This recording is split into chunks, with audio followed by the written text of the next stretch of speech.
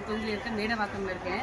இது வந்து பாத்தீங்கன்னா வீடு பக்கத்திலே இப்படி ஓப்பன் ட்ரைனேஜ் சிஸ்டம் காவாய் ஓடிட்டு இருக்கு. இந்த தண்ணி எல்லாம் போய் ஏரியில கலக்குது. அப்படியே அந்த தண்ணியை தான் வந்து குடிநீர்னு சொல்லுங்க எடுத்து கொடுக்குறாங்க. ஸோ இதெல்லாம் மாற்றணும்.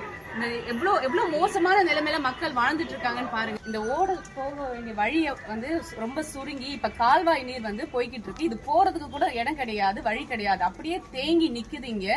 மக்கள் இதை சுத்தி தான் வந்து மக்கள் வாழ்றாங்க. இதனால எவ்வளவு பிரச்சனை வரும், மக்கள் எவ்வளவு உடல்நிலை சரியில்லாம போகும்னு யோசிச்சு பாருங்க. இதையெல்லாம் மாத்தணும். பஸ் ஸ்டாண்ட் பின்னாடி இருக்கிற ஏரி இது.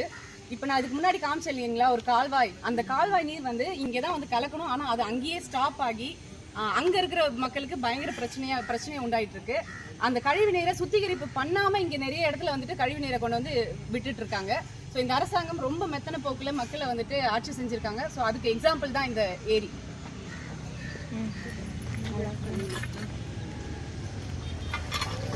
அண்ட் இங்க பாத்தீங்கன்னா வெறும் குப்பையும் கழிவு நீர் தான் இந்த ஏரியில வந்து சேர்ந்துகிட்டு இருக்கு.